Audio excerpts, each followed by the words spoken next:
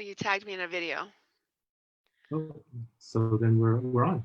All right, that's it. Hello. That's the setup.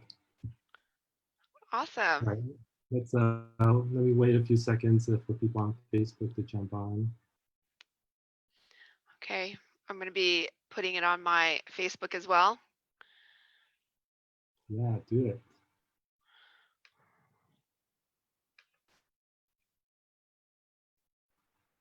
Add to timeline.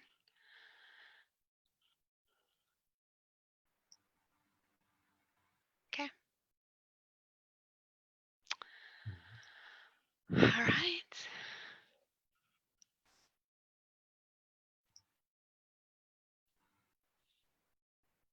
Come on, Facebook. I think we're live on Facebook now. Yeah, hold on. Almost. Okay.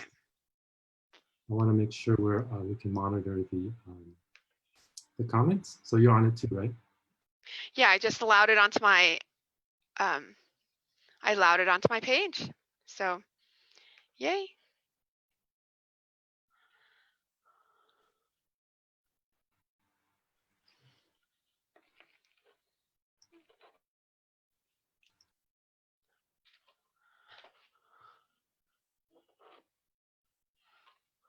Enjoy your little Instagram group there.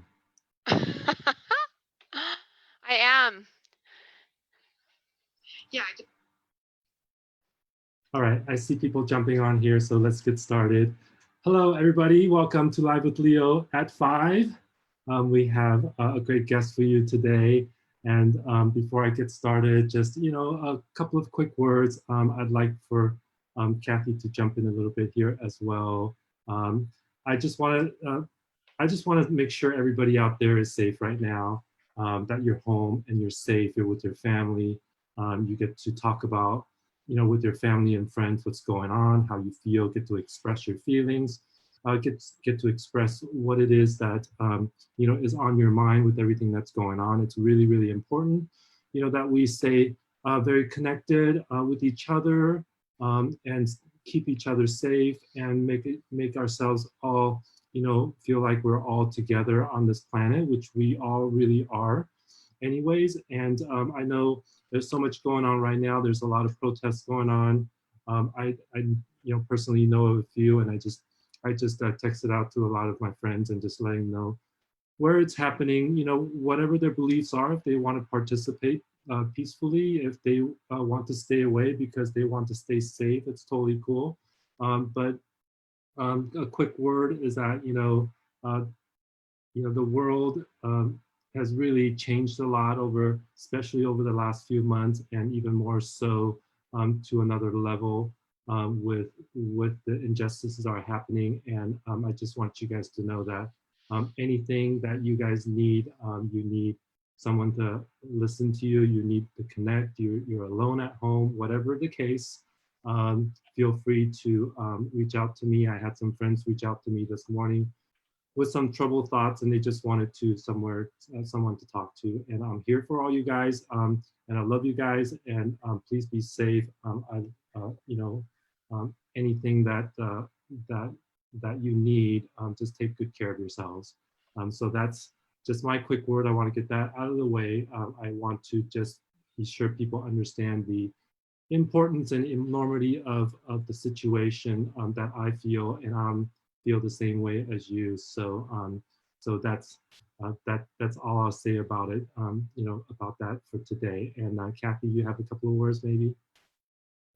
Yeah, well, Leo, thank you so much for having me live with Leo today. I appreciate it. I know it was kind of last minute, but I'm really appreciative of this conversation in advance.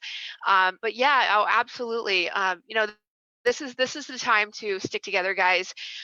Whatever you're going through. I know that I mean, for me, it personally feels like a spiritual awakening. There's a lot of things, a lot of layers to look at, and my heart goes out to everybody that's been physically hurt, emotionally hurt, um, and and spiritually hurt. So just hang in there. Life we're all one.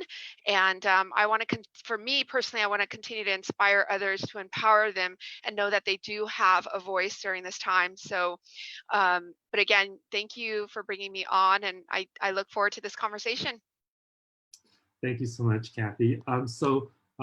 Quick introduction, everybody. This is Cathy Trinh, and I've begun to take note of her from a network that we're both in called Asian Hustle Network, or AHN for short.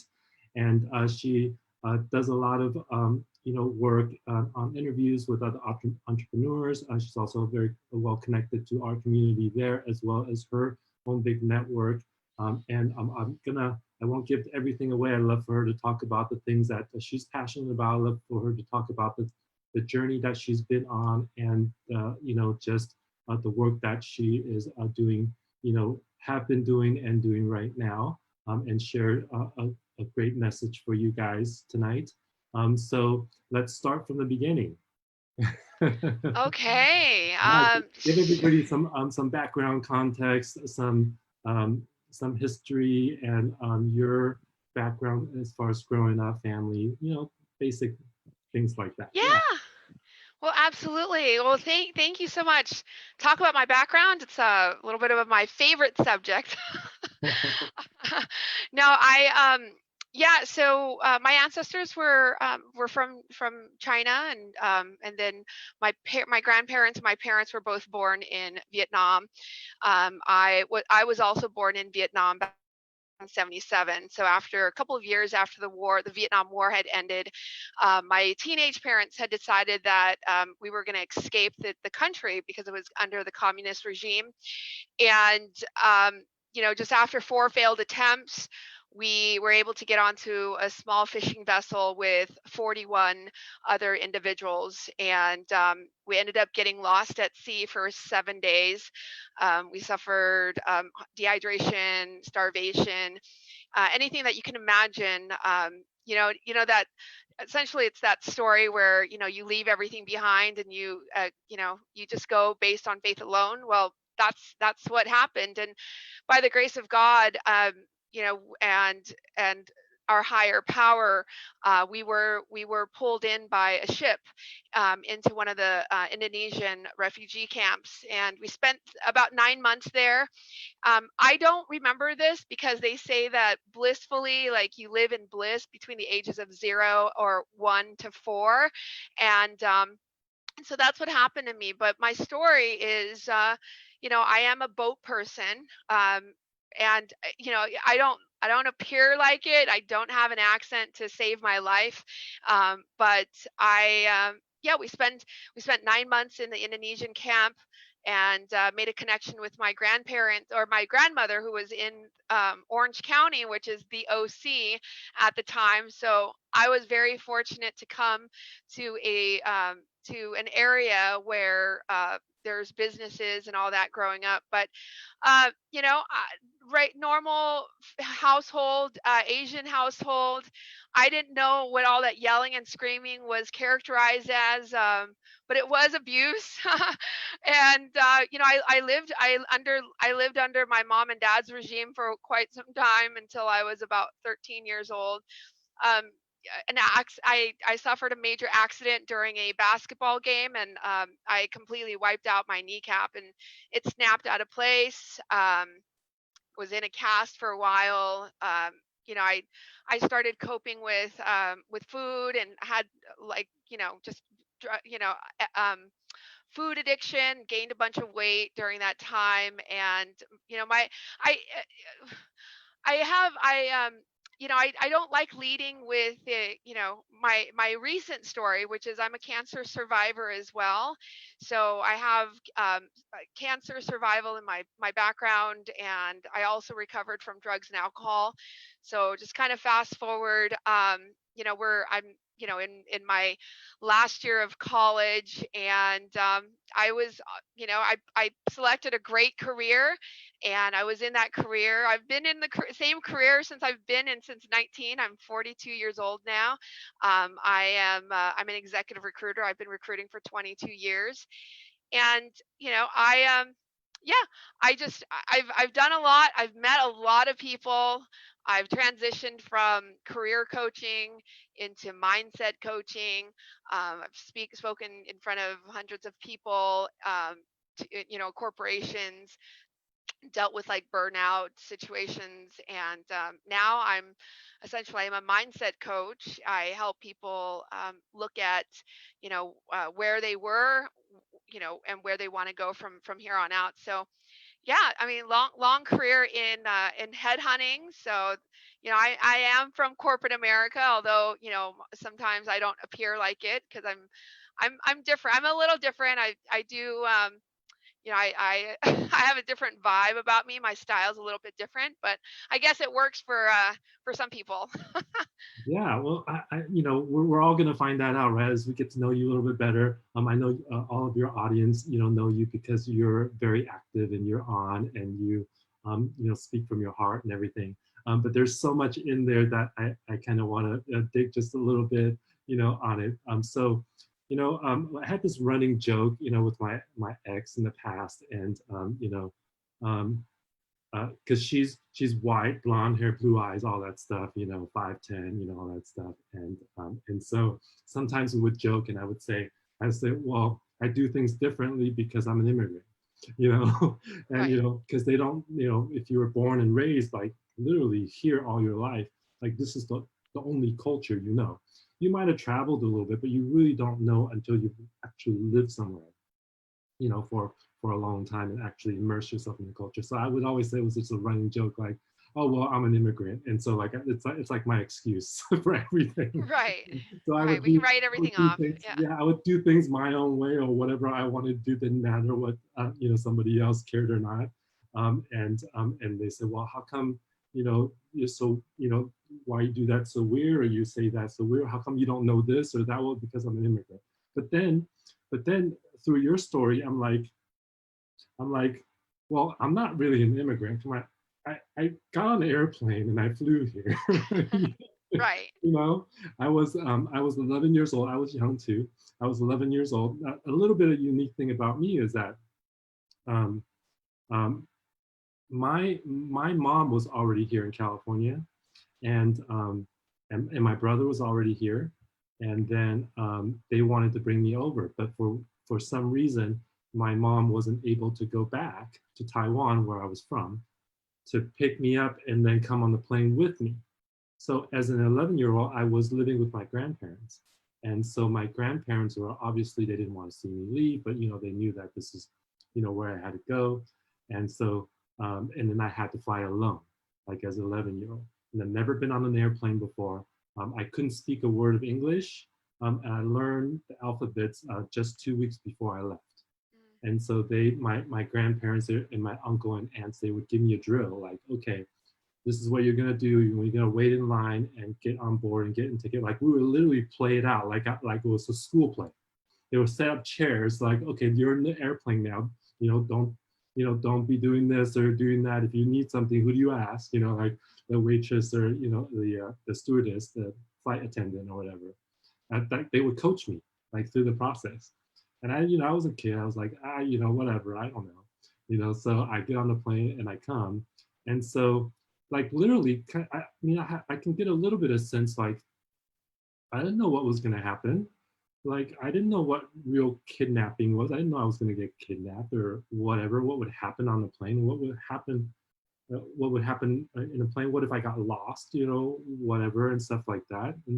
And so I had a little bit of experience of that just when you were talking about your experience, but like not nearly like life and death, right? Like I was probably going to be okay, you know, Right. right? I was going to be found. The airline would have like called my mom, whatever, right? Right. Yeah. So I was laughing on the inside because like, well, I don't I don't deserve to be called an immigrant compared to like what you had to go through. I'm like, oh my God, like I shouldn't say that anymore. Yeah, yeah. You know what? We all have I believe that we all have amazing stories in life, and that's one of the main reasons why, I just felt like compelled to write a book about my life, and it was just like for me.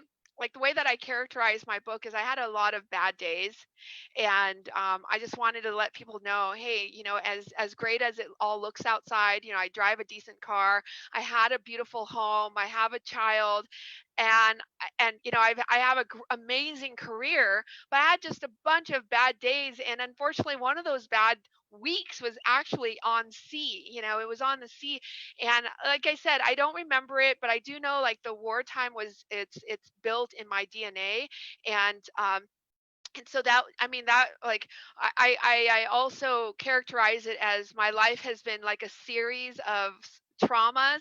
It's kind of like a docu series of like mini traumas throughout my life, and not only that was traumatic, the I had cancer, so that I mean for an entire year I was under the knife multiple times on my neck, and they were trying to scrape out cancer. I'm a recruiter, and I was terrified of losing my voice as well. So they had to scrape the cancer off of my my vocal nerve too. So it's just a terrifying thing, just thinking that you can't talk. It's like, what if, right? The 5% chance that it could get nicked. And I've had people in my life where they struggled with mental illness. I've had people in my life that has committed suicide, and it's a wide range of different different instances in my life where I was like, oh my gosh, by the grace, thank you for letting me wake up again one more day so we can do this. And especially during this pandemic right now, and the riots, like my heart is like it's torn, but I know that all this too shall pass at some point. But just my word of advice is just continue to stay strong and stay strong with other, staying close to the people that you love. Yeah, no, that's so true. I think there's a lot of people, and and no blame to anybody, but a lot of people, if they didn't experience those kind of things, life and death things, cancer, security issues, racism, whatever it is, and it's just really hard to really fully understand, and so we just have to have empathy for everybody that we come across, and thankfully for you for being here, because you went through all of that and you're a better person for it, and all the things that you went through. You have a tremendous amount of um, uh, uh, gratefulness, and appreciation, for life, and that's kind of what we gain from it. And you get to live life, in a deeper level, even though you've gone through some hardships. So, but I think we can all take that as a positive. At the end of the day, we're here, and we have wonderful things, like you said, in our lives, and a message delivered. We can help people and things like that. So that's, to me, that's all positive. I wouldn't want any of those things happen to people, but you are on the other side, and life is precious. Mhm.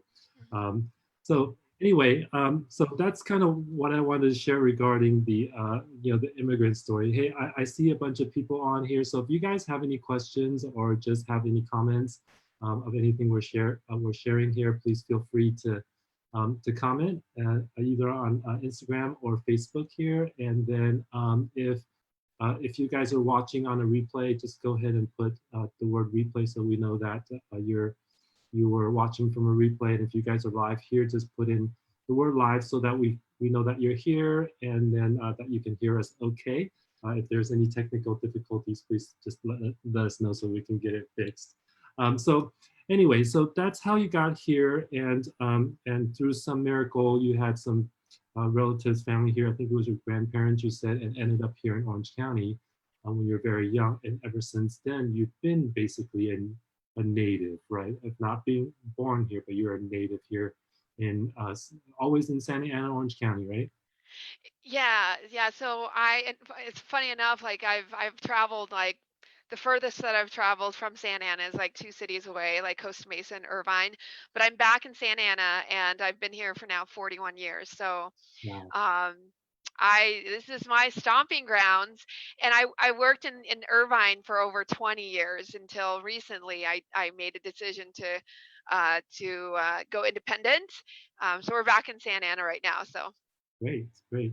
Um, so, there's so much that you said earlier. I just want to try to digest it a little bit more. Um,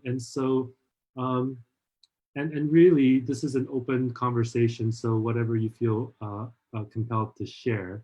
Um, but through your after your college years and through your 20s, you kind of went through some rough things. Trying to, I would kind of characterize it as finding yourself and getting into things that maybe what you weren't sure was good or not for you, and you got into things, and that kind of a growing pain that a lot of people do go through in the 20s. I can speak for myself as well. But you've also been very stable in kind of the corporate job that you had worked in. And so, can you kind of just describe what those two things, your experience, I guess, in those maybe 10, 20 years of that? oh yeah, yeah. It's funny because I had a conversation with someone earlier this morning, and I think he was just trying. He was picking my brain, right? He was like, "Oh, really interested and very fascinated in coaching," and so I shared kind of my journey with and what it looks like now, from where where I've been. I feel like I'm kind of somewhat a corporate yogi, right? And so I do a lot with individuals, that is looking for, deeper work, and like from a level of like higher plane spirituality, but also how does it mesh with the corporate environment? Because for so many years I've worked with some pretty large clients in Orange County, helping them build out their departments, and from startup environments all the way up to Fortune 500 companies. And I've staffed in like the IT and engineering space, and now for the past 15 years, I've primarily I talk to CFOs and controllers and CPAs about their financial statements all day long. So, but yeah, I mean, just to kind of take a step back. I ran into some trouble when I was 13 years old, in fact, to take it even a step further. So when I was struggling with all that, struggling with my weight disorder and my food disorder, I needed to lose weight. So I needed to find something that was going to suppress my appetite.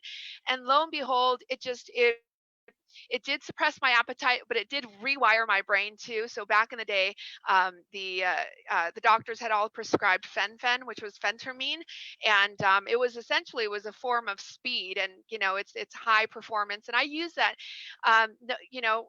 Having a pill habit was not fun at all because I was struggling by myself.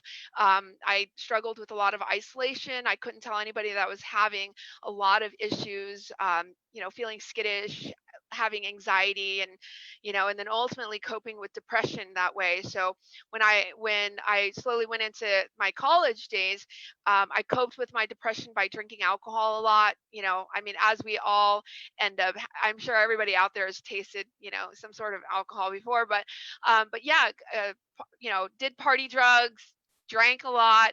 I was a little bit of a wild child, and I really hit my rock bottom in my last year of college, and I did the harder drugs, and I just couldn't get out of it. So from there, there was an incident that happened. And that was like really my first wake up call, because I was really close to the bottom. Like it was almost where I almost lost my life. So at the age of 22, I discovered recovery was the way to go. I needed to clean up my act.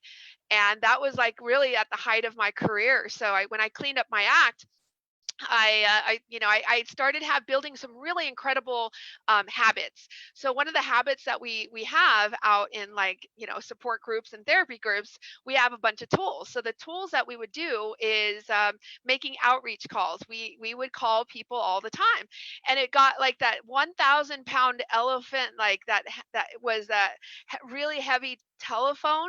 It got to be so light for me. I was easy able to go call up, just random friends and strangers and go, I need help, and I don't know why I'm feeling like this. I would remember I'm back in the day, I was smoking cigarettes and stepping outside of the office and making these outreach calls because I needed to open up my mind, and because I was suffering so bad emotionally.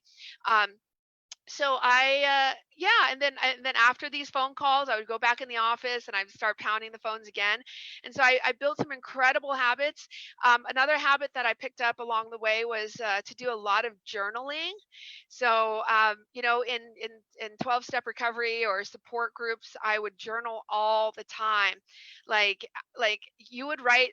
I had like a long list of people that I was angry about with, and the first person on that list, that grudge list, was it was myself. I was so upset with myself because I couldn't put down the bottle. I couldn't put down the drink. I kept on wanting to go out, not listening to my mom and dad, right? When they probably knew better.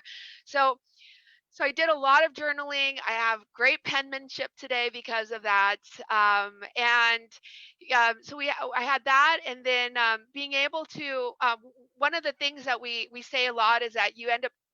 My feet are trained, so when shit hits the fan, to lack of a better way of explaining it, I would go. I know exactly what to do. It's whether to walk straight into a therapist office and or go straight into a support group meeting or call a friend that understands my woes. So I know that today, because I started so young on the recovery road, I was able to really train myself to get into a path of continuous self discovery.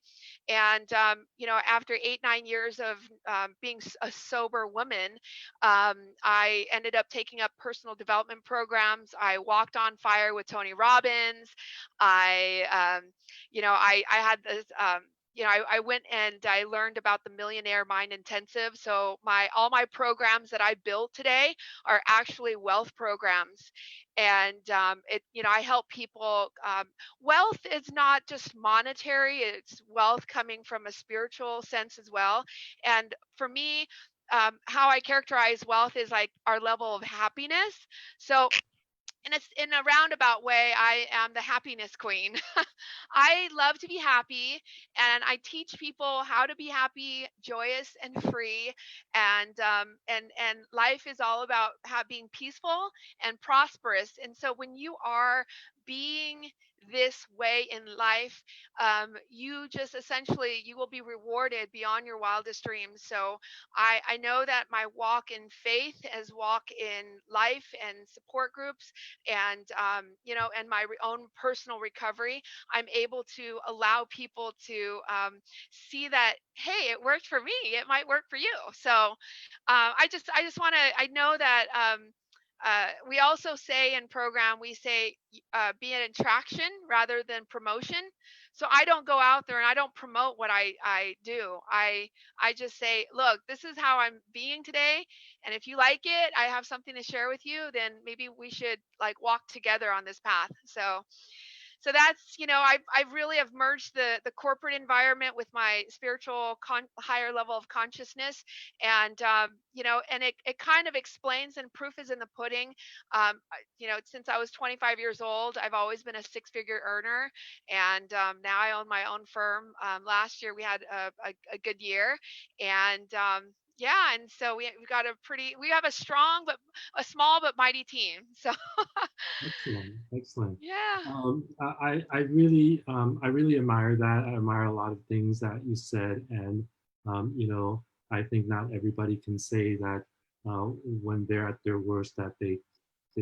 I wish I could say that, like everybody that gets to their worst and just turn around and like be this, great, happy, vibrant person that you are. And so we just have to always have to appreciate people like you that has taken that kind of a journey. And I'm learning a lot of the things too. And one of the things I just wanted to kind of um, kind of add, to what you said earlier is that like your number one was like the outreach calls and stuff like that.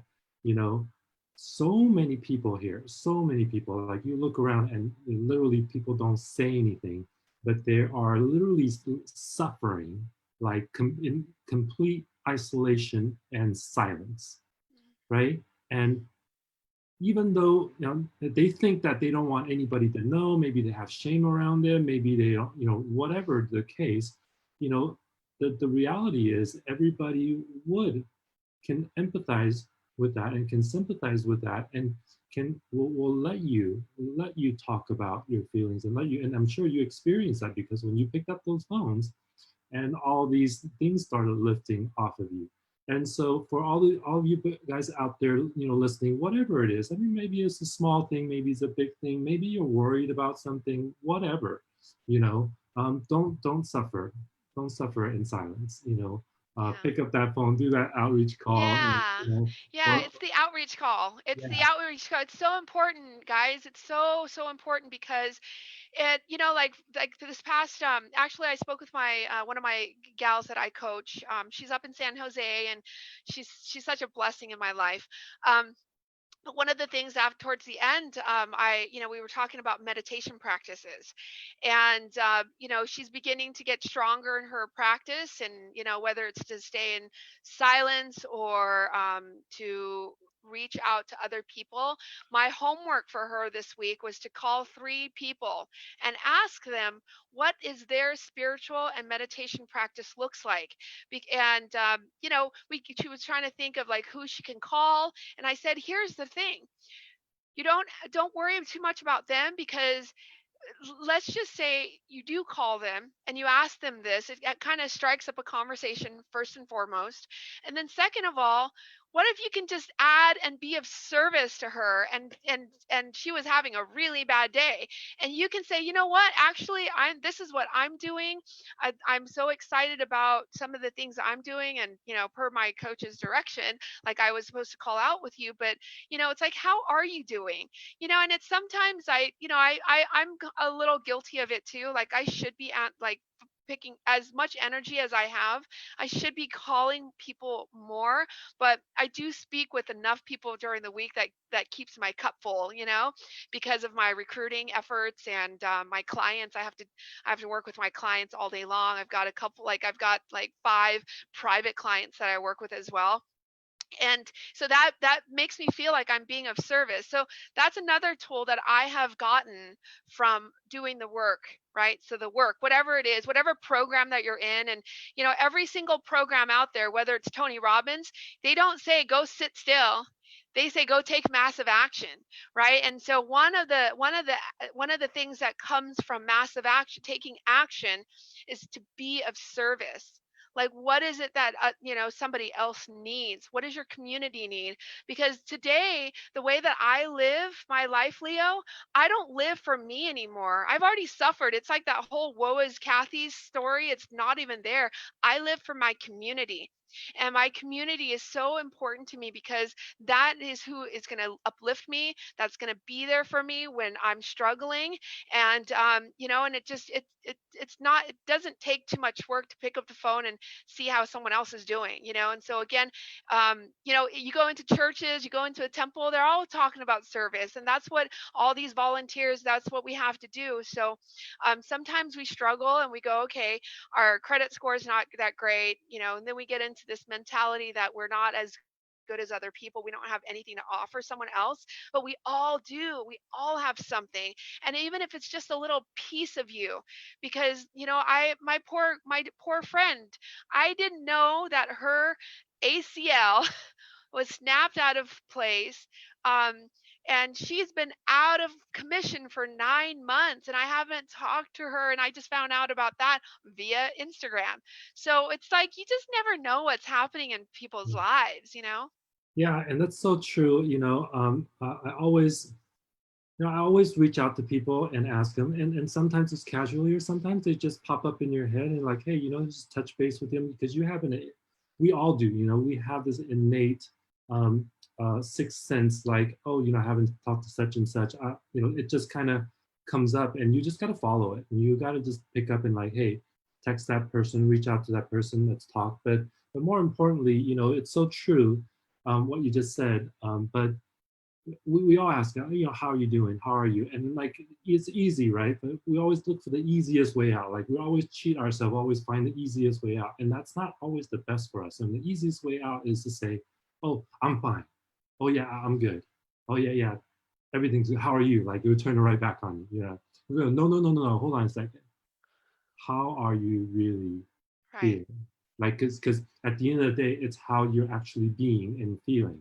And like you were saying earlier, like, that it's a happiness thing. It's not about money or what you're doing, all that stuff. It's this happiness, from the inside that you know collect, in wealth, like a happiness wealth, like you were talking about, right? And so I think that it's very important for people to like really say, how are you doing? How are you feeling, like in a really more um, emphatic, more serious way. So like, hey, I really want to connect with you. Let's not brush it off. Let's connect. Let's make sure that we can connect in a way that you're not alone. You know that somebody understands you. You know that it's going to be okay. We're going to get through this, and I'll help you get through it. What do you need? That kind of thing. Because we're all suffering in some way or another, and that's a way to get out of it, right? A way to just like, hey, let's open up a dialogue and let's just be genuine. Let's just can be a little vulnerable. And when you practice that vulnerability muscle, you know, it gets easier. And the easier it gets, you can just get it off your plate, right? And so for people out there, if you guys are listening, hopefully that's helpful, to you, because obviously the two of us, we both, believe in it, and would definitely encourage, whether it's our your coaching clients or my clients or my friends or whatever. So I wanted to ask you this. Let's talk. Let's talk. I mean, we kind of tapped into some of parts of these, but maybe we can get a little bit more clear on it. Um, let's talk about abundance and the growth mindset, and what that means to you, and what should people know to be able to help them. Like, if I was your client, what would you say to me? What would be your advice to me, how I should think about those things, so that I can have a sense of abundance, as opposed to a sense of insecurity and lack, and like, I don't have this, and I'm not good enough, I don't have this, or I wasn't born this way, or I'm not good at that, or whatever. Or as opposed to an abundance mindset, where look at all the gifts I have, look at what I have today, look at these beautiful people and supportive people around me, and then how do we turn that into growth? Yeah. Oh my gosh. I have like 10 ideas that I can just shoot out right now, but I'm just going to take it a little bit like step by step on this one. Yeah, sure. Um so when I first start off with my clients, I do what I call a forensic analysis on their life. So I would be like a CIA agent, right? To say, okay, I'm here. I haven't walked a day in your shoes, but your problems, I probably know what the feeling is behind that, because I have felt probably every emotion possible: the fear, the anxiety, the stress, the happiness, the insecurity, self sabotage, the abuse. Like, I can sit here and name over two, 300 negative ways of being, right? So, and the only reason why I'm able to do that, and I'm proud that I know what my character defects are, is because I looked at them. I was able to take ownership of my character defects and like these defective characteristics that hold us back, especially one, I know as a woman and as public as I am, I'm on social media, and I also follow beautiful women and like successful women out there. One of the biggest things I struggle with, guys, is I compare myself with others. And it's not that it's like intentional, but now that I'm practicing, I snap out of it in like 5 seconds. I know it's kind of like the 5 second rule, and I own every defective characteristic that I have. And the only way that I was able to do that was I took inventory with my coach, on these areas and on these items. So when you first start off, or when I first start off with my clients, I would talk, primarily ask them, again, do a forensic analysis of their life. And I said, look, you're open and you're able to tell me everything. Like, I am here. I'm not here to judge you. I just want to know everything about you, because those are the little things in life that if you don't talk about it, it's always going to sit there. Right. And so we need to figure out and come down to the exact source of what is wrong with what's wrong. Why does it keep coming up? And why does it keep triggering us? So we would lay it all on the table. I would take inventory of what you're angry about, what you're resentful of, and then the next column that I would have them do is to look at, why are you mad at this person? What at 5 years old, why are you still holding on to this? Like, you're 50 now, right? So we and then so the reason why we do this is because I recognize that our life, and the reason why our mindset's the way it is because it's a collection of we are collections of conversations as we are growing up, right? Mom smacked us in the behind, and when I was 5 years old. So what I made the story out to be was that mom didn't love me. But I'm like, how old are you? You're like, oh, I'm 43 now. So, okay, well, then that doesn't make any sense. I don't understand why, like, you're still holding on to that. So, when we recognize what those young conversations are, that keeps coming up, that keeps triggering us, that's when we can actually go, okay, set that conversation aside, and we can actually go, okay, that's actually a young conversation. What does it look like right now? So I what I do with my clients on a weekly basis is I do a process called the clearing. So I do a lot of clearing work, so that we can get to a place of like a complete, like, I always say this to my clients. I say we come from a place of nothing so that we can create everything in our life, if that makes any sense. Because a lot of times, for example, when my clients come to me, they have rackets about everything.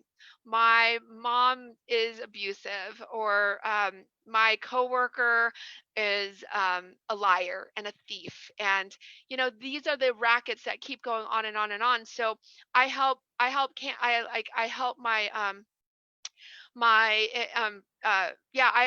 a lot of my clients clear out the wreckage of their past, so we can come to a place of nothing. Because in order when you come from a place of nothing, you can really create everything in life. And so I allow my clients to learn new language. So, like, when you go to therapy, you learn the language of, if you're dealing with codependency. Well, what does codependency look like, right? What are some of the things that that is like the subtitles and the subheadings of codependency? We talk about boundary setting. We talk about things that you do as a human being to self sabotage. So I offer new language. There's a language of love. I don't know if you've heard of the 5 languages of love out there. So there's like the language of love. There's the language of forgiveness. There's also language of acceptance. So I offer my clients a lot like new language to come up with, so they can really characterize what is going on. So I really pay attention to what people are not saying. Therefore, I'm able to help them raise their vibrations from in their mindset to say, okay, this is what you're saying, but this is what I think you mean. So and then again, I support them that way so that they can have a new abundance mindset. um, one other thing that I do too, because I'm in sales. I'm a very competitive salesperson. Okay, I do a lot of business development. In our business, if you snooze, you lose. I have lost so many deals because I was like, gosh, what was the name of that candidate? Gosh, she would be so perfect for that job. And literally, like 10 minutes, I call her. She's already been called by another recruiter, like within 5 minutes. And so we would lose sales like that. So I do come from a place of abundance, though, versus scarcity mindset. And again, just raising vibrations and adding new language into our life is what I support my clients with the most. So I don't know if that answers your question. That's a roundabout way to let you know that we do need to clear the wreckage of our past in order to come to a place of like empowered living. Yeah, I think we all have certain languages, and I think you're right on with all that stuff. And I'll just share like what imagery that I come up with when I'm listening to that, and how I perceive and understand things. And I totally like agree with everything that you're saying, because there's a process that's required.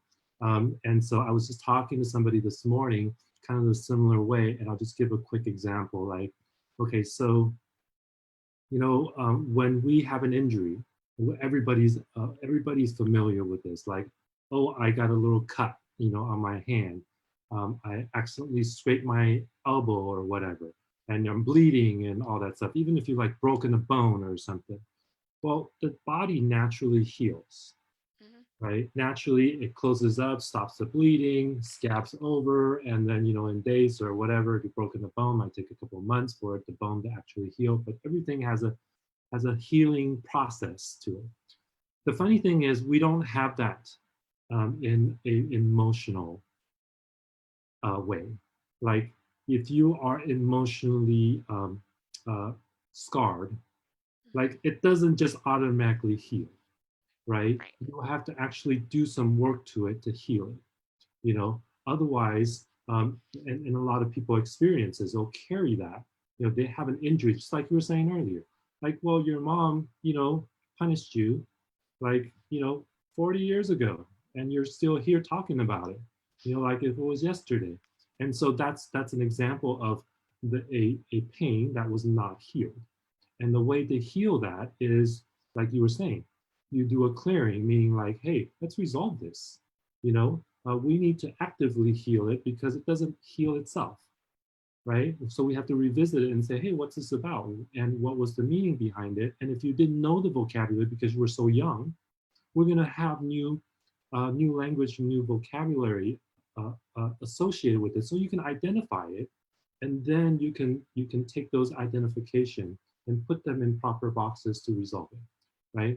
So I think I think what you're doing here is just that process. And the image in my head is like if you had a pot, right?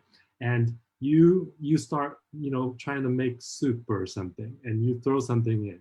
Oh well, you had a little bit, you tasted that, it was okay, and then you left it in the pot, and the next day you put more food in it, right? And then day after day after day after day, you just kept putting, you never took anything out.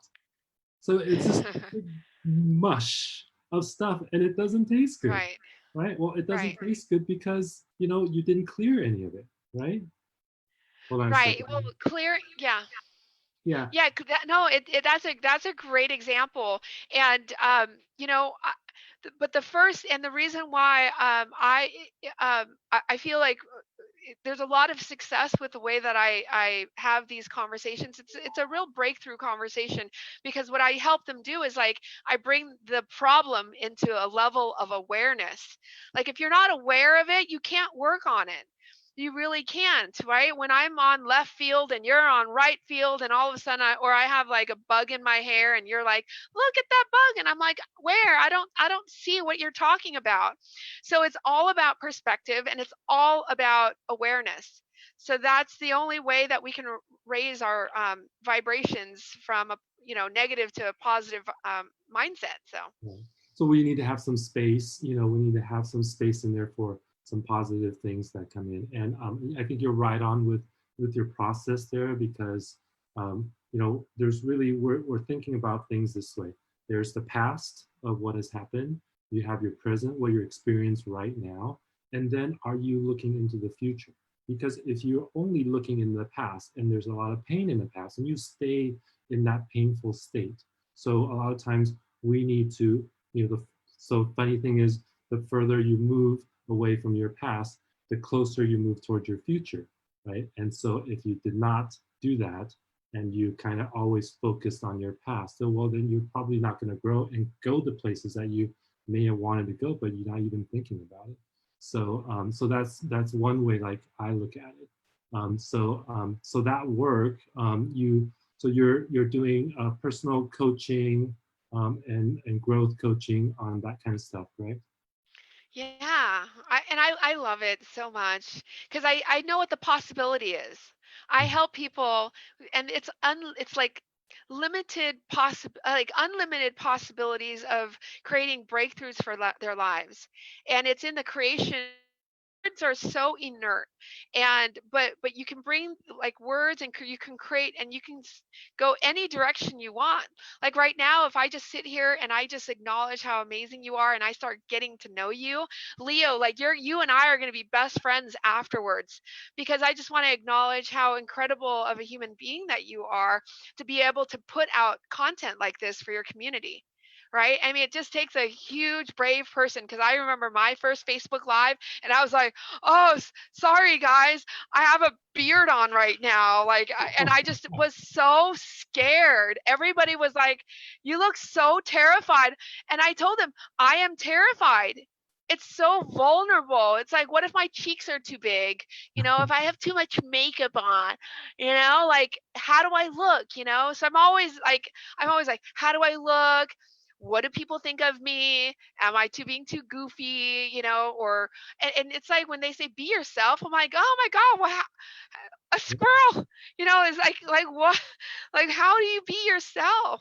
And I've just learned how to embrace myself and the change that I've evolved into. So now I'm much more comfortable, and being live with someone too.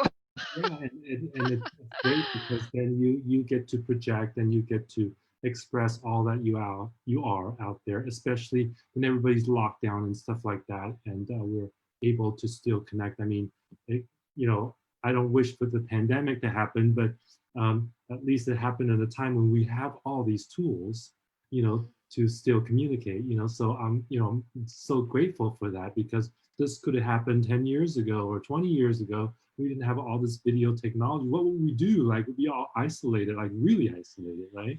Yeah.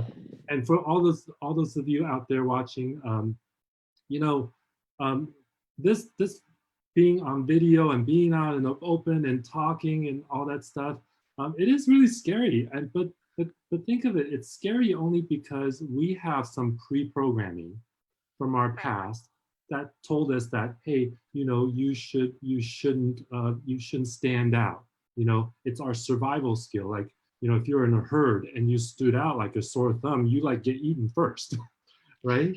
And we don't have those threats anymore, but our biology are still intact. It's still hardwired to do that.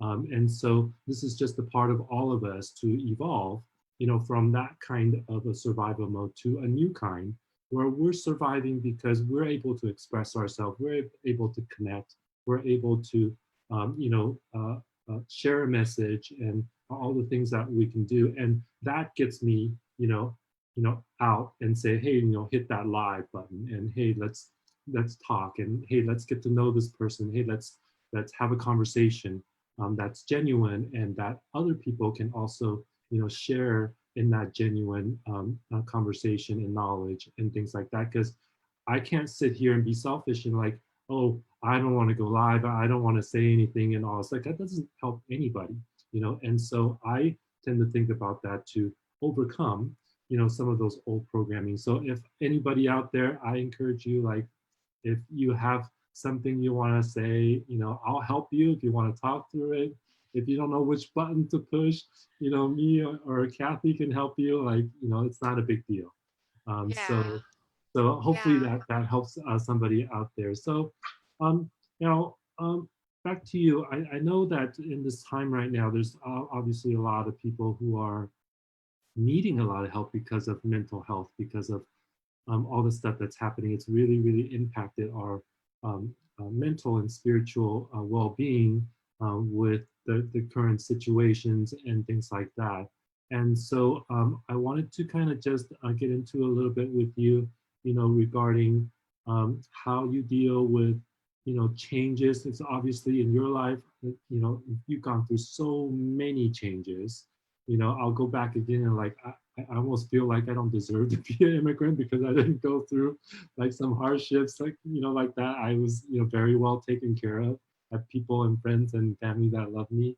But you went through some hard things in your life and how you dealt with changes, and what you can share with everybody out there that's is experiencing fear and insecurity and not willing to change, but they don't see any other way, and they're losing hope on humanity or whatever because of what they see. So what are your thoughts? Thank you for asking that question. Um, Yeah, I mean, I guess just going back to mindset and whatnot, but I walk through life with like really low self-esteem and like limited belief system that I wasn't good enough, wasn't strong enough, wasn't smart enough, I wasn't pretty enough, and I always felt like I was overweight, and so I was always afraid of not being able to be be free and fully self-expressed, but that is just for me now looking back for all the work that I've put in my life. It's that was my old world. That's not my new world anymore. Like my new world, it looks cool. Like it's like I'm like in Singapore right now. No, I'm not. I'm in Orange County. Um, but I have so I what I train myself on and what I live into is like I see myself as being the old me and the new me, right? So it and relationships is all about communication, and language is communication. It's like how we do a lot of self-talk. For the, for me, like, so my self-talk consists of two or a new world of communication. So there's two worlds of communication, like an old world and then a new world of communication. I can really get into that, but the way that I changed and evolved was that I was very intentional with the new way or the new Cathy. Like I no longer live in some old, like I'll give you some examples of some old way of communicating. I used to defend myself a lot, like just constantly defending myself, right? Like, no mom, like I am a good student, like I'm always like trying to defend myself. I was always trying to express myself in a way where I was trying, it wasn't like manipulation, but it was just, trying to force an outcome to some things. And I wasn't able to let go. One thing we always say in recovery is let go, let God, and, just like you've heard it, like the same thing, like let it go, just like, just let it go. But I didn't know how to do that. And it was out of fear. Like we live in a society of we're so fear based, and so there was like defending, controlling, manipulating, trying to force an outcome using my language. And I no longer live in that old world because it's so it's a very low vibrating way of being, and it doesn't allow you to be fully self-expressed, and it diminishes other people as well when we are controlling them as well in the way that we speak our language. So what I share now is when anybody comes to me and speaks to me, I put my new hat on. It's a new world of communication. What the new world of communication is to be in forgiveness, like I forgive you for everything you are and everything you're not. I also I practice acceptance. It's hard for people to go, well, yeah, I accept that, but I'm not going to forgive you, But I do intentionally. I just accept things for the way they are, And I also another way that I communicate in conversation now with every person in my life, and that's how I know an evolved human being, is that I simply just dance in the conversation with you. Like right now, literally, we are dancing in the conversation. Like you're not dancing hip hop, I'm not dancing tango. We're tangoing together, you know. And it's not, and it's like, and the way that I'm being now, because it's like and it's very, everything is very intentional. So when I'm in my old way, I just know that there's a payoff to being this way, right? It's like, I'm right, you're wrong, I'm right, I'm just gonna make you wrong, you know. And I'm gonna dominate this conversation, because all I'm trying to do is avoid domination from you. And it's like, it's in business deals, you see it in the conversations with parents all the time. You just don't want to be dominated by these individuals, because we don't want to be controlled, nor do we want, we're totally trying to be avoiding the domination. um so I can't live in that, because when I live in that old way, what the what it's costing me, and I know it's costing me. It's not costing me money, it is costing me these things. It's costing me love. Okay. We have no way to love another human being if we are in our old way of communication. We are also, it's costing me the affinity of having the chance to love you. Like, you're not even lovable in my eyes. I've already killed you off like 100 slices, 100 times ago. It's also costing me my health when I'm being in this old way of being, my vitality. So I'm not a vital person anymore. You're just going to see me like all like cranky all day long. And I'm also, it costs me my well-being and my self-fulfillment. So those are the things that I know it's costing me when I am holding a grudge with other people. So again, I that was kind of the long way of explaining the way Yeah, that no, the you're change. super great. Yeah, you're super great. I want to add something. Like, I'm so excited that you what you just said, because um, not only are you not being that, you're robbing yourself of all those things, and I just want to add one more thing on top of all of it. You're also robbing yourself of your future self, the Yes. person that you could be, right? Yes. Because you're held back by all these things. And to me personally, and you can add to this if you want, but that's the most important thing, because if you are continually held back by these old beliefs and these old things, well, there's no future self.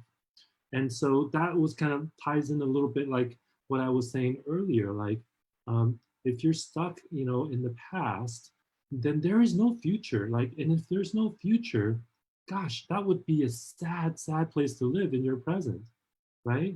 And so I don't want to live there, and I don't want anybody else out there to live that way.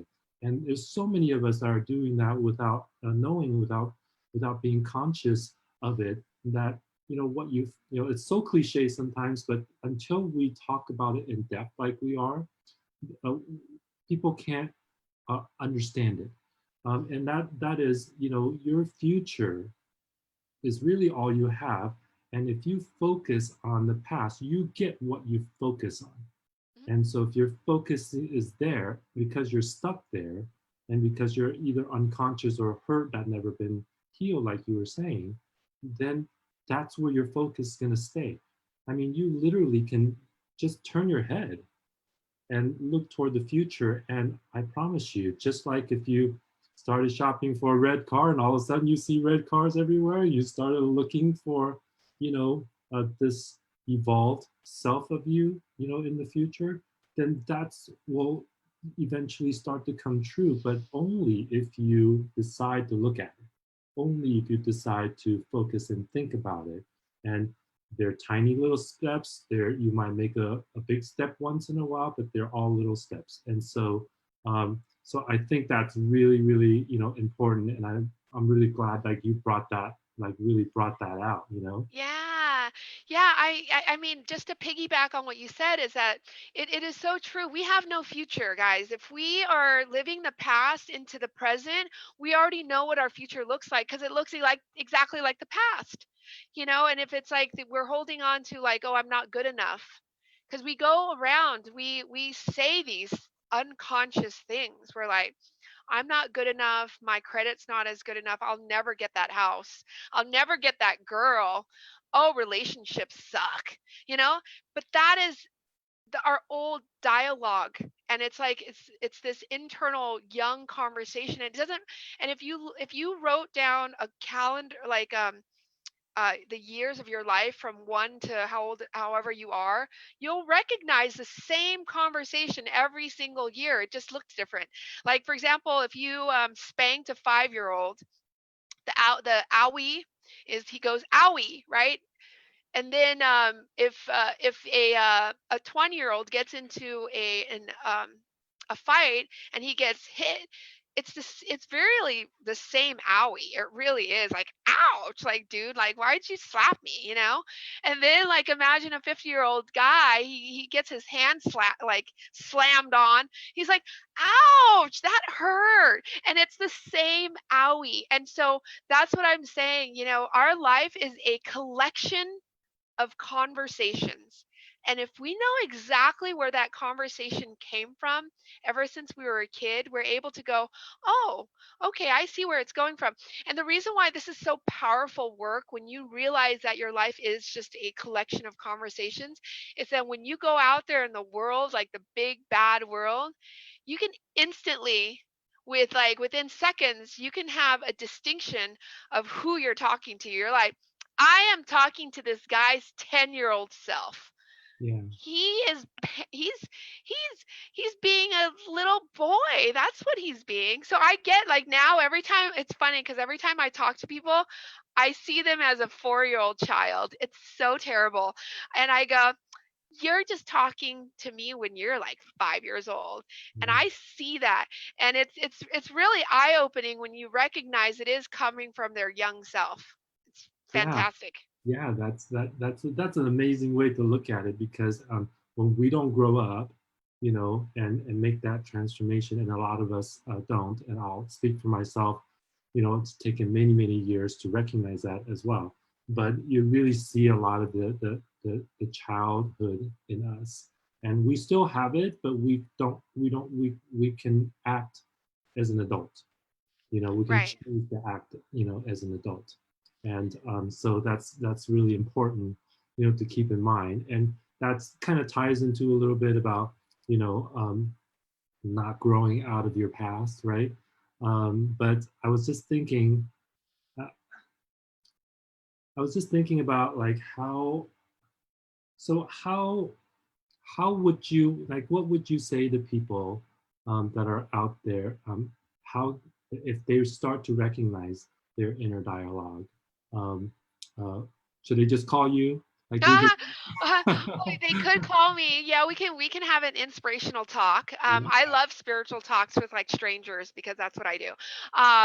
But yeah, I mean, they can call me, but I would highly recommend that you guys go and get a journal. Like, grab a journal, and things that come up, like, I have like 50 journals. Like, I have this one, I have this one, like, I have this one, I have this one. Like, there's like, so, like, it's fun, like, when you start writing it down. And don't worry about, like, your handwriting, but things that come up for you, write it down first thing in the morning. So my suggestion, my coach advised me a long years ago, said, um when you wake up in the morning, that's when your brain starts going off, right? And you probably have gotten at 100 things in your mind right before you got out of bed.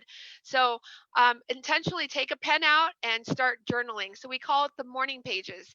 So write three, and just use bullet points. Don't write in paragraphs, but bullet point that stuff out. And then you'll be able to have, it's called a bullet journal. So you just bullet journal everything that's on your mind, like a machine gun, like that. Just let it all out. Because if you're bullet journaling and it's still on your bullet journal, like the third day of doing the morning pages, then something is incredibly wrong. And you just know that that is something that you need to deal with. And whether you have to go and secure a coach, You have to go and find a therapist or go find a guru or a spiritual advisor, because that ain't gonna go away. And the reason why I love my work so much, because I deal with a lot of people that has PTSD. I've dealt with veterans that has been shot at. I've dealt with veterans that almost got murdered by like these kids with machetes, you know, and it's traumatizing. And what they say, Leo, is our fears and our triggers actually comes from our senses. So what we smelled that day, what we heard that day, what we tasted and touched that day, it's always going to be built and it's encoded in your body. Like it won't go away. You're driving and all of a sudden you see a color red on, you're like, ah, I remember that time when, and it always floats back to the past. And therefore that's what triggers are. So I help a lot of clients with their trigger points. We try to figure out exactly at what moment in our life did that happen, because because when something traumatic happens, you don't remember what happened the day before or at the day after at all. You just remember that one speck of time, and you hold on to it. You hold on to it. You're like, this is the story that ruined me. But I honestly now, like looking back, I had 5 traumatic incidents that happened, but honestly, I don't remember what I wore that day. I don't remember what I ate the following day. I just remember that, and I remember it hurt. Yeah, yeah, So, and that's so fascinating. How our brains work, and I think we just all have to be conscious about each one of those either incidents or thought or things like that. Is it serving us, or does it just continue to hurt? Right? It's a really identification of that, so that we can start to decide, like, hey, do I need to let this go? Is it still serving me? I mean, it might, right? But if it's a hurt, why would you want to hold on to something and continue hurting, over and over? And that goes back to what I was saying, like your emotional um, scars don't heal unless you actively let them go and heal them. But I wanna reiterate a little bit about your journaling, and hopefully this helps other people out there. Is if you don't journal, which is totally fine. But what I would offer to you guys is that, you know, when we have thoughts and everything, we keep it in our head. We can only keep so many things in there, and it's very unorganized. Like it's completely just swirling around in there, and your brain has a way of just keep swirling and stuff just keep going over and over. And if it's something painful, then you'll just keep experiencing that all day. And by writing it down, basically, you are looking at a piece of paper with your thoughts on it. And that's literally what's in your brain that you just pour right out onto it. And now it's on paper. You literally don't have to keep swirling with it. And then on top of that, you can look at what you wrote. You're basically looking at your brain like you're a brain surgeon, yeah. right? Yeah. Looking at a piece of paper that's basically your brain, right? And then you can decide how you can pick one thing, you can pick, something. And like you said, there's a really great way to do it is if something keeps coming up over and over, then that's probably something important. That's probably something important that more important than many other things because it keeps coming up and you're thinking about it a lot. That's what your brain is mapped, and that you can deal with it without that exercise. um, there's literally no way for you to, it's like a needle in a haystack in there, and you're looking for something. So Yeah. I mean, well, we're in the age of the internet right now, and it's like information overload. And I have this exercise that actually I can do it with you right now too. But I have this exercise with all my clients, and I say, oh, I have to do it with you via Zoom, or like you have to see it to understand what is going on in your brain, and it's kind of fascinating too.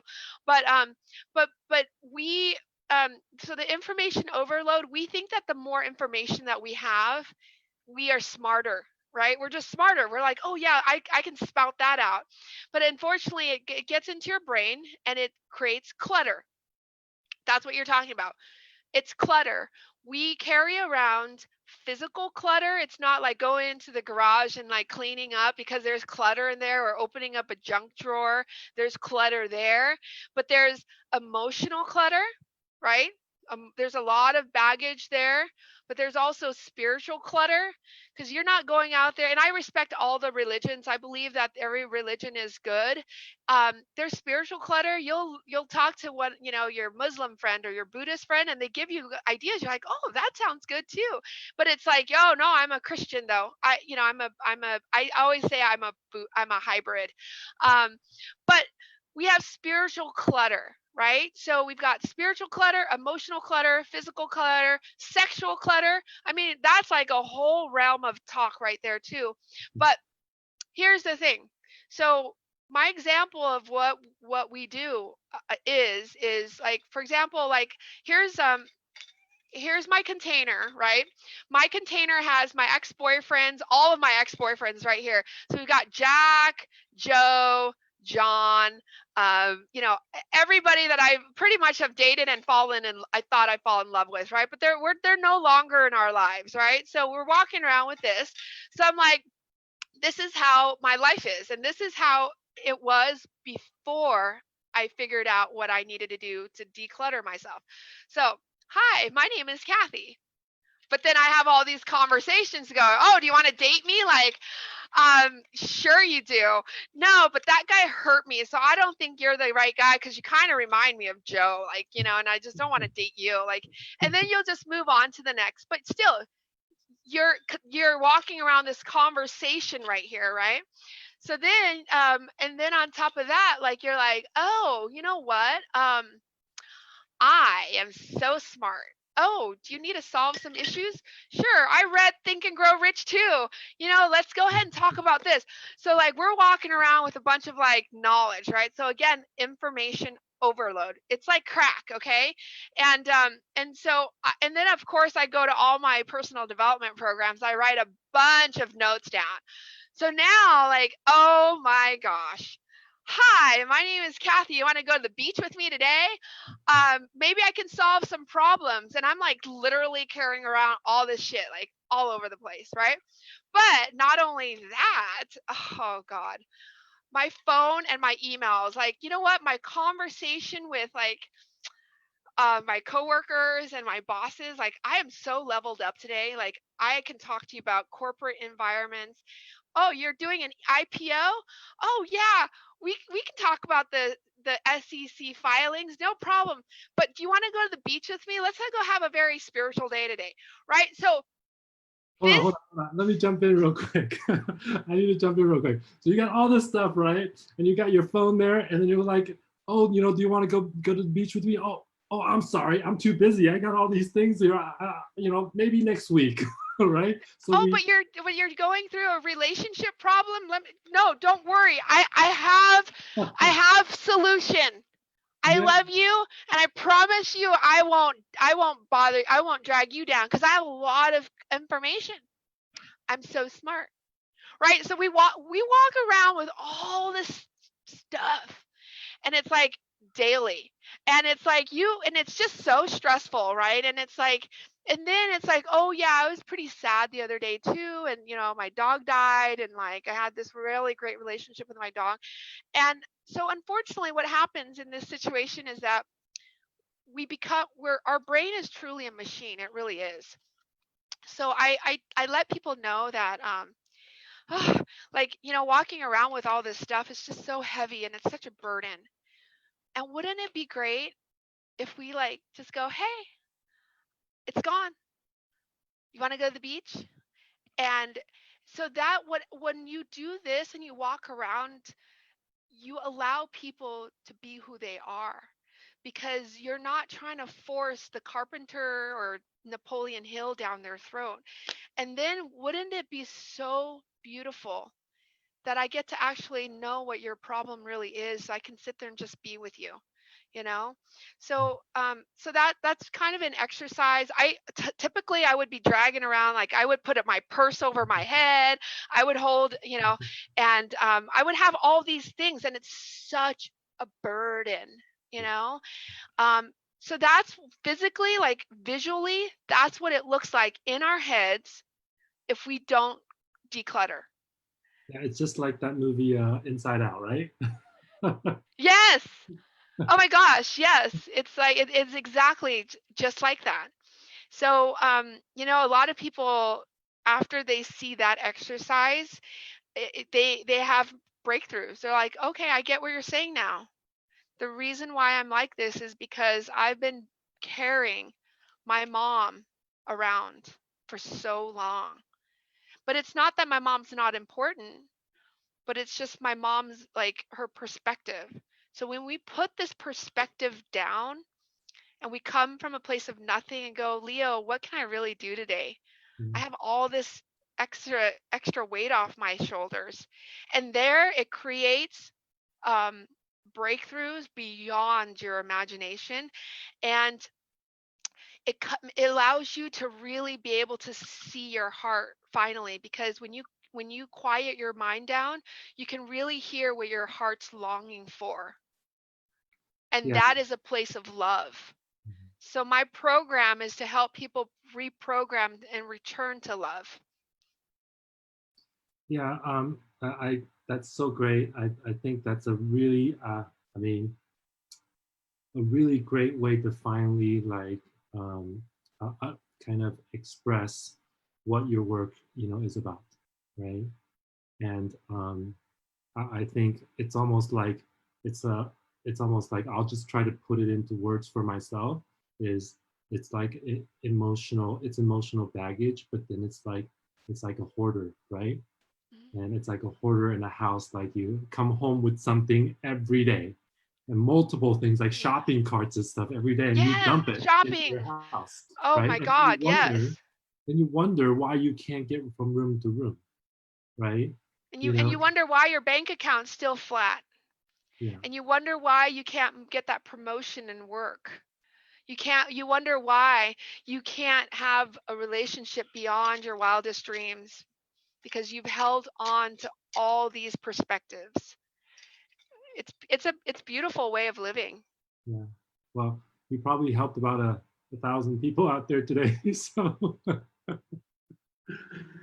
Yeah. um, well, it's been great. I think you've covered so much, and there's really a lot of deep things there to digest. And of course, you're always available. Hopefully, you have some time available if there's anybody out there who wants coaching, and or who knows, maybe there's people who are looking for jobs. You're recruiting. It's your recruiting company, if Hmm. I'm correct, right? Yes. They can also get some service with you there. I've got, for those of you watching, I've got on the post your contact information there.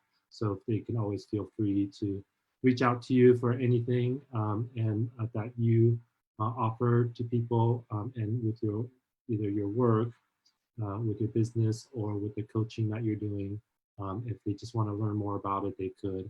I just want to cover one really quick thing with you in regards to your book. Can you just give us a little snippet like what your book is about? Other than of course, you mentioned earlier it's your journey of your life, but maybe give people like a glimpse. Yeah, thank you. Oh, thank you for asking. That just makes my heart so happy. So I am on a new chapter of my life. I did just recently publish my book. It's available on Amazon right now, and I haven't done a book launch yet, but it will be on Monday. I'm going to go ahead and do a big book launch, buy two get one free, and I'm going to deeply discount my book because I just really want to help heal people. The book is called The Journey: Mastering the Art of Slowing Down really into a beautiful existence. And I've worked on this book for over 10 years. Initially, it it was a memoir, and my memoir, just due to my life journey, I have 40% of the book is memoir, talks about like how I grew up and all the trials and tribulations that I've been through. But then 60% of it has a lot of solution, guys. So I'm very solution oriented. So if you do call me, just know that I might have a solution for you that you won't want to hear just yet. But there is solution for every problem that we have out there. And I struggle a lot with various problems. Like one of the things that I share, and I'll wrap up with this, is that when you take the chemical dependency away and you're not numbing yourself with pills, drugs, alcohol, men, or like relationships, what we are left with, guys, is emotional dependency. And when you have emotional dependency, it could turn into what it would look like would be lack of boundaries for you and yourself, not being able to communicate with friends and family, and just not really having a guiding light. So I always say that if you add me into your life, I am just one of your divine guides that can help you see the light. But there's a lot of other ways of getting there. And I always do say that all the people that are suffering out there, I really wish that they knew me before they took their life. I wish that they knew me, and we sat there, we talked about like what life is worth living. So I just want to say that life is worth living. There is, if you guys are lost out there in the world, there is a pathway home. I found I got home, and so if you're suffering out there in the world, just try your best to make peace with it. And you feel free to reach out to me anytime. I'm all over social media. I'll give you my email address so that you can email me. Just let me know what your heart is, and if I can help just one more person, that just makes my day. So thanks. Great, thank you so much. I'll definitely get the link and put it on the post when we're done here, so people can see it and have it available there. But so we have a couple of things to cover real quick. As per tradition, we always ask our guests what they love about where they live, and this is more special just because you lived here in Orange County and Santa Ana for so long, that you could give us a little bit of why you love where you live.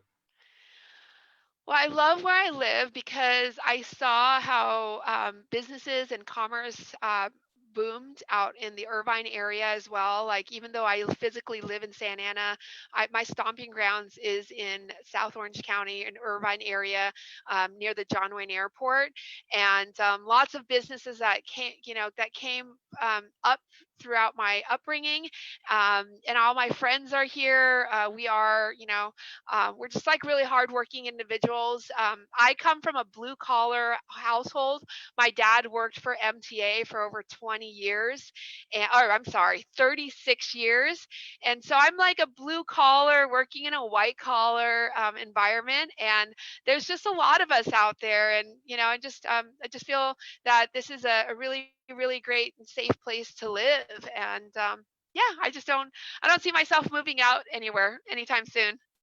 Yeah, I feel the same way. I have people that are, I just talked to a friend who's up in the LA area, and she's in an apartment, and she's feeling insecure and afraid because of stuff happening outside her door, kind of, but her complex is gated and it's relatively safe. But then literally, like, you could see out in the street, you can hear it and stuff like that. And I just think about, like, when she asked me, like, oh, well, how is it over there in Orange County? I'm like, well, on the hike and it's beautiful. I'm just right out on my trail right outside my house, and it's peaceful, and there's, it's just beautiful down here. And LA County has 4 times more of the population than Orange County, and just by that fact, it just a lot less congestion, and just more safer in that way, because we're not stacked on top of each other. We don't have this same kind of social stresses that they have up there. So I really appreciate it, and I'm glad that you brought that up. That it's a very just beautiful and safe place, and we have so much to be grateful for down here. All Hmm. right. So lastly, you have a quote that you'd like to share with us? Yeah. Here, let me pull it up. Yeah, do that. It is. I wrote it down earlier. Yeah, I just love the quote by Lao Tzu. It's a journey of 1,000 miles begins with a single step. And it's one step at a time, one day at a time, guys. And if you don't take that first step, just like it's just baby steps, um, and you wouldn't be able to get anywhere anytime soon. So, but just like yeah, take the journey. Yeah, and that goes, that goes along with your book. And I hope everybody out there can take something away from our conversation here with Cathy, and that you can take some sort of step.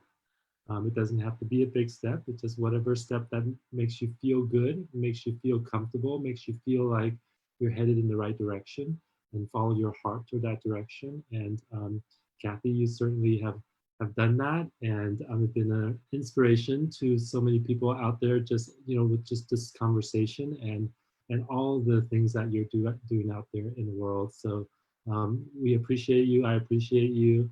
And thank you for being on and talking with me and Of telling course. us about your story and being vulnerable and really really honor your truth and your value to the world. So thank you so much. Oh my gosh, Leo, thank you so much. I appreciate you having me on your live talk today. So, you have a really great night, guys. Thank you for Thank you listening. so much. Thank you so much, everybody. So we'll wrap up tonight.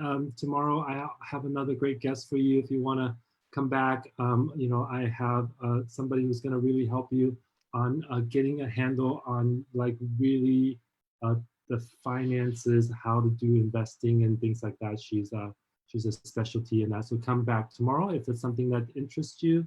And we'll always be here 5 o'clock. In the afternoon, Monday through Friday.